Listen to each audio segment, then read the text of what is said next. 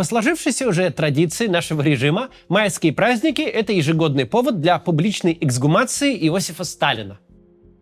В этом году Владимир Путин, по просьбе участников СВО, конечно же, подписал самый восхитительный указ, из которого следует, что аэропорт Волгограда теперь называется Сталинград, но на самом деле не называется. Пункт 1. Присвоить Международному аэропорту Волгоград историческое наименование Сталинград. Пункт 2. Присвоенное Международному аэропорту историческое название не является составной частью установленного наименования этого географического объекта и не влечет за собой изменения установленного наименования. А что тогда, за что это влечет? Не знаю. Но главное, что в целях увековечивания памяти советского народа. Победы советского народа в Великой Отечественной войне. Ой. Какая память такое? Очень весело. Ладно, дальше поехали. Так вот, снова на повестке дня дискуссия о переименовании уже самого города в Сталинград. Снова нам всем обязательно нужно поговорить о покойниках. Мы не очень хотим находиться внутри этой идиотской дискуссии, хватит нам обсуждения переименования аэропорта, поэтому поговорим на смежную тему. Как отличить реальное наползание сталинизма от мнимого? И кому это наползание, если таковое есть, реально угрожает?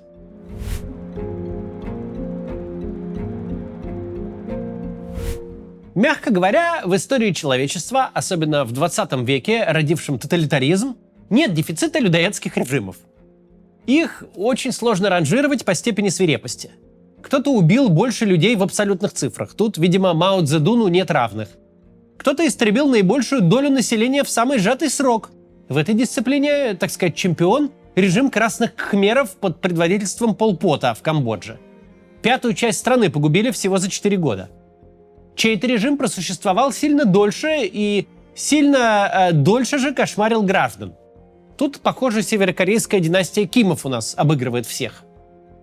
Если брать глобальные показатели, то нельзя сказать, что сталинский режим в чем-то уникален и на голову превосходит своих коллег по кровавому ремеслу.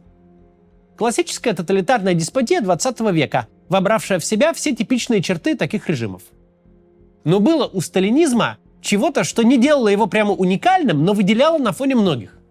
Самую большую опасность режим этот представлял для собственной элиты. Понятное дело, что в любом диктаторском режиме любой приближенный вождя, заподозренный в личных властных амбициях, а уж тем более в заговоре с целью этих амбиций и реализации, живет недолго и несчастливо. Но сталинский подход здесь отличался системностью, регулярностью, последовательностью и массовостью. При Сталине речь не шла о том, что массовым репрессиям подвергаются рядовые граждане, а высшая номенклатура играет по правилам и подвергается только индивидуальному наказанию за реальные или мнимые провинности. Что было бы логично для любого диктаторского режима. Создавать для тех, от кого ты зависишь и от кого зависит этот режим, привилегированные условия, в которые входят не только хорошее питание и жилье, но и личная безопасность. Но в сталинизме все иначе. Сталин свою высшую управленческую элиту выжигал целыми этажами, структурами и поколениями. Если Сталин берется за армейскую верхушку, то это не 3 подозрительных командиров для острастки судят. Это за 2 года выжигают просто все руководство армии.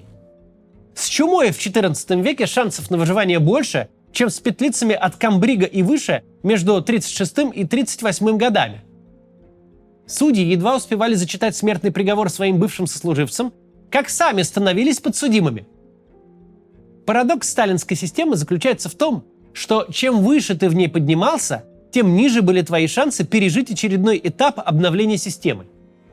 Понятное дело, что любой мелкий провинциальный служащий райкома мог попасть в замес просто потому, что чекистам план по репрессиям спустили. Но если ты переезжал в дом на набережной или, не дай бог, оказывался в ближнем сталинском кругу, то риски для тебя на порядок порядков возрастали по сравнению с любыми кулацкими недобитками и японскими шпионами из числа обычных граждан. Главная характеристика сталинского режима, которая отличает его от многих коллег по жанру, это параноидальность. Сталинский режим сознательно не давал возможности сформироваться устойчивой элите. Как только новое поколение высшей номенклатуры начинало укореняться, ощущать себя властью, его тут же срезали новой кампанией чистки. У Сталина, а это сильно его отличает от большинства диктаторов, в том числе от Адольфа Гитлера, никогда не было команды. Сталин не лидер группы, которая вместе пришла к власти и вместе ее удерживает. Именно те, кто к власти Сталина приводил, кто мог бы быть его Герингами и Геббельсами, были уничтожены в числе первых. Никто из них не дожил до конца 30-х. С точки зрения рядового продавца в магазине или почтальона, нет такой уж разительной пропасти между мрачными режимами 20 века. Гестапо не лучшая аудитория для политических анекдотов, чем НКВД. Но для министра, генерала, любого большого начальника Третий Рейх и Сталинский Союз – это ни с чем не сравнимая разница. Отметив это, мы можем перейти к очень непростым отношениям режима Владимира Путина с образом Иосифа Сталина. Сначала только давайте посмотрим рекламу. На Бали есть очень популярный пляжный клуб и рекреационный комплекс «Финс». Только официально, с регистрации, за год там побывали 1,5 миллиона гостей. «Финс» притягивает туристов со всего острова своими знаменитыми вечеринками и отличным расположением. И сейчас «Финс» в партнерстве с лидирующим застройщиком Бали, компанией «Мира», строит и запускает продажи второй очереди своего отеля «Финс Бали Резорт». Проект строится под конкретную аудиторию. Если раньше туристы стремились останавливаться вблизи Финс, то теперь они будут жить прямо на его территории с доступом ко всей инфраструктуре комплекса. Учитывая текущий трафик комплекса, его, вероятно, будет достаточно, чтобы загрузить отель полностью с первых дней его работы. И вы можете купить в Финс отдельный номер, чтобы получать с него пассивный доход. Это может быть способом разнообразить свой портфель инвестиций недвижимостью. А еще вы можете приезжать на Бали и просто отдыхать в собственном номере с инфраструктурой Финс. Если думаете приобрести, свяжитесь с застройщиком проекта Финс Бали Резорт. Все контакты в описании. Продолжим. Спасибо, что смотрите рекламу. Это позволяет каналу оставаться независимым. Мы начали говорить о непростых отношениях режима Путина с образом Иосифа Сталина. Сталин в эти четверть века выполняет множество функций. Главное, которое существует всегда в фоновом режиме, это роль большего зла. В любой момент общественно-политическую обстановку предлагается сравнивать с 1937 годом и радоваться тому, что за окном какой-то другой год, жить в котором сильно лучше. Предполагается, что в принципе власти ничего не стоит этот самый 1937 год устроить, но она по доброте душевной этого не делает. 1937 это наш вариант угрозы, а мог бы и бритвой по глазам. А могли бы нам и 1937 устроить? Чего ж вы жалуетесь на штрафы, аресты, закрытые СМИ, полицейские дубинки и вынужденную миграцию? Вам дают уехать, а не расстреливают на полигоне коммунарка. Расцвет либерализма и всех на свете свобод. А еще Сталин питает собой демофобию. Как только затевается какой-то конкурс по типу «Имя России», любое дурацкое онлайн-голосование за переименование улицы, аэропорта, зоопарка, детского сада, то тут же туда вбрасывается вариант Сталина. Тут же загадочным образом у него начинают рывком расти голоса.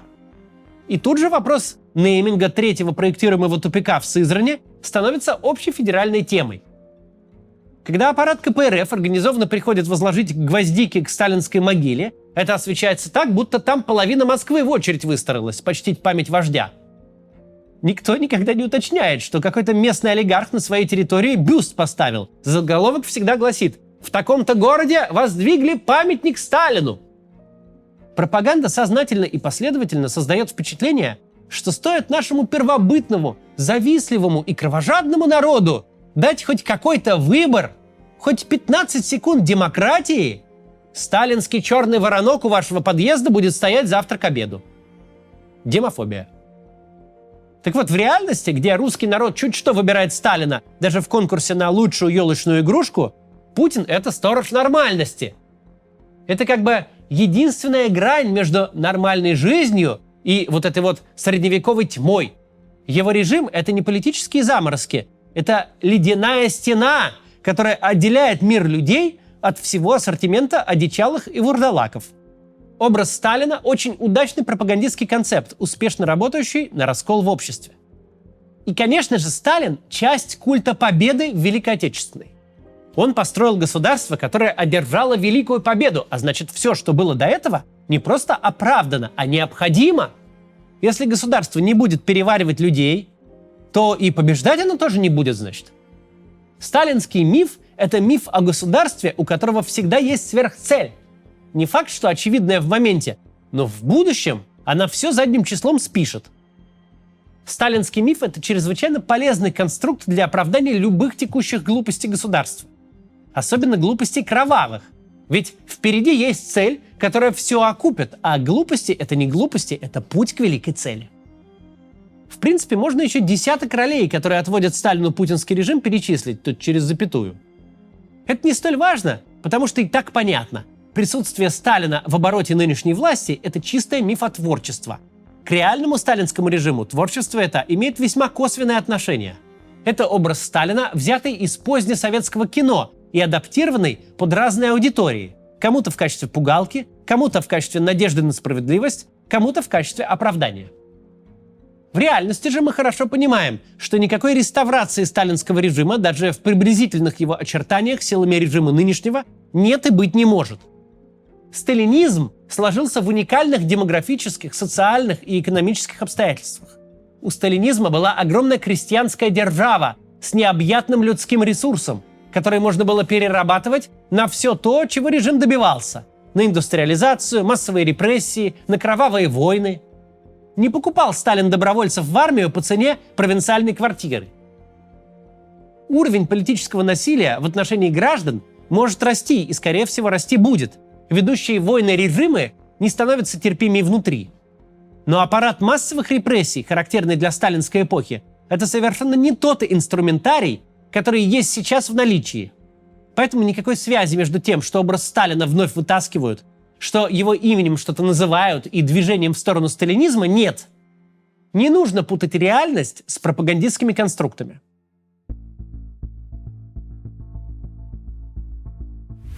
Но есть те, кому переживать действительно нужно. Мы не просто так начали с того, что главная отличительная особенность сталинизма – параноидальность. Что для своих элит он опаснее, чем для кого бы то ни было. Что постоянная кровавая ротация правящего класса – это то, на чем он стоит. Если кому-то и стоит переживать о тяготении режима к сталинской стилистике, так это тем, кто окружает Владимира Путина и относится к широкому кругу российского истеблишмента, от министров до олигархов.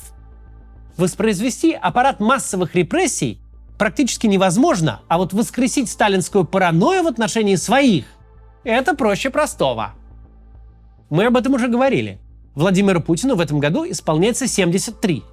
Он уже близок к возрасту, когда умер Сталин, когда умерли Брежнев и Черненко. Он уже пережил Андропова. 75 лет, до которых дожил Брежнев, максимальный возраст действующего руководителя российского государства с момента возникновения государственности. И Путин его догонит буквально вот послезавтра, через 3 года. Владимир Путин не может не ощущать, что эпоха его подходит к концу. Но хуже того, он не может не понимать, что все вокруг это понимают. Что все те, кто при нем и благодаря ему стали большими начальниками, миллиардерами и, коротко говоря, акционерами государства Россия, не могут не задумываться. А как им жить дальше-то, когда дедушка утратит способность исполнять свои функции?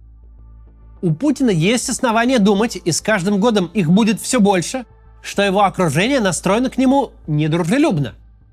Что они на самом деле уже служат не ему, а где-то за спиной договариваются на компромиссную фигуру, чтобы перехватить власть из слабеющих рук. Если вы обратили внимание, то Путин в последний год все активнее высказывается об элитах. Раньше он это слово вообще не употреблял, а сейчас, прямо чистит. О каких-то элитах говорит. Какие элиты? Деньги где-то украли, вот и потом пальцы веером, и вот мы элита. Какая элита? Вот элита, те, кто родину защищают. Так кто же это такая, эта загадочная элита, которая деньги где-то украла, а теперь у нее пальцы веером? Наверное, уж не покойный 12 лет как Борис Березовский. Под описанную Путиным вороватую элиту, которую следует сменить на ветеранов СВО, никто не подходит настолько хорошо, как весь его кооператив «Озеро». Все друзья по дзюдо, по высшей школе КГБ, по службе в Дрездене. Вороватая распальцованная элита – это огромная неоновая вывеска над всеми расследованиями Алексея Навального в самые активные годы, когда он их делал. Вот никого представить себе, слушая Путина, кроме Ковальчуков, Ротенбергов, Тимченко и далее со всеми остановками, невозможно. Вполне резонно можно предположить, что эти разговоры Путина – чистое балабольство для публики. Но балабольство это, мягко говоря, становится все более настойчивым. Это во-первых. Во-вторых, предположение о том, что Путин не хочет встретить глубокую старость в окружении людей, у которых есть свой кусок власти, ресурсы, статус, связи, у которых есть возможность мягко усадить его на государственные дачи и показывать специально отпечатанные экземпляры газет, не является сумасшедшим и вообще не лишено смысла так-то. Паранойя Сталина была вызвана тем, что он сформировался в среде большевиков-революционеров, где цена человеческой жизни была отрицательной и ценилась способность, не задумываясь, пустить в ход наган. Путин же находится в окружении тех, кого он сделал макроэкономически богатыми. В окружении тех, чьи ресурсы с одной стороны и потенциальные потери с другой равны ВВП небольших стран.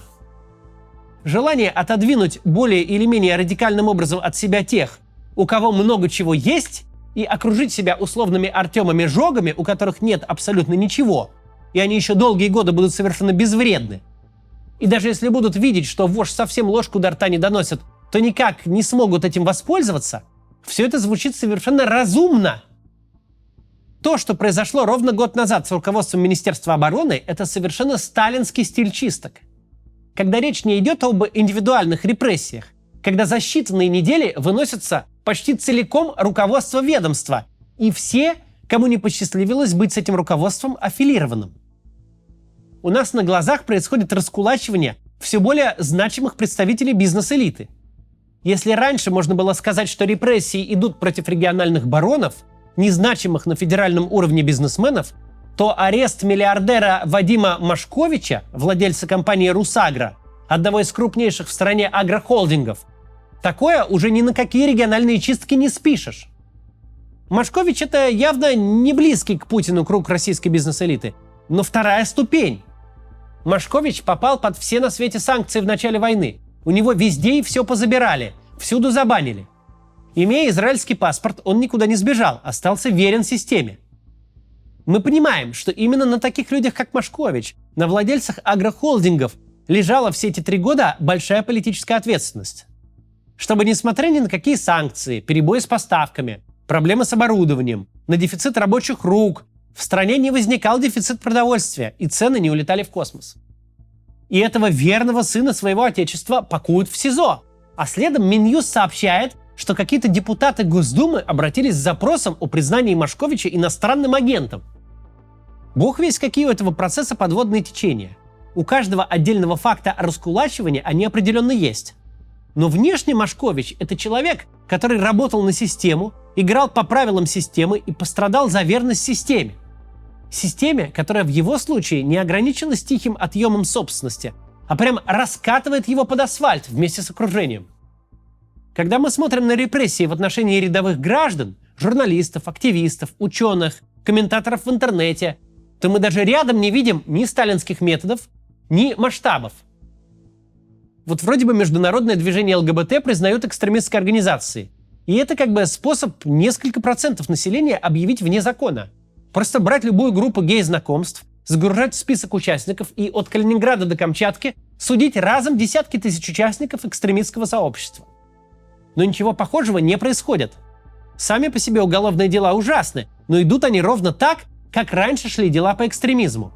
В строго индивидуальном порядке. Дел стало больше, сроки стали тяжелее, но ни на какой механизм массовых репрессий это не похоже. А вот в том, что касается элиты, мы наблюдаем совершенно новый уровень. Стало можно обезжиривать тех, кого нельзя было. Можно подвергать их таким боли и страданиям, каким было раньше не принято. И если раньше раскулачивание большого масштаба – это единичное событие, которое не каждый день встретишь, то сейчас даже на очень высоком уровне это ежемесячные новости. Вот про этого Машковича, например, вы, наверное, и не слышали даже. А у него состояние почти в $3 миллиарда. Он в российском списке Forbes присутствует на 51-м месте.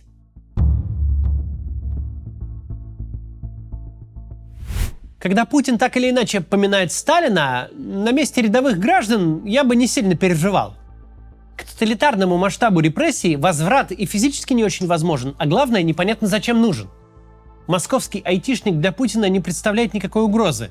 От него Путин отделен десятком колец ФСО. Да и взять с него глобально нечего.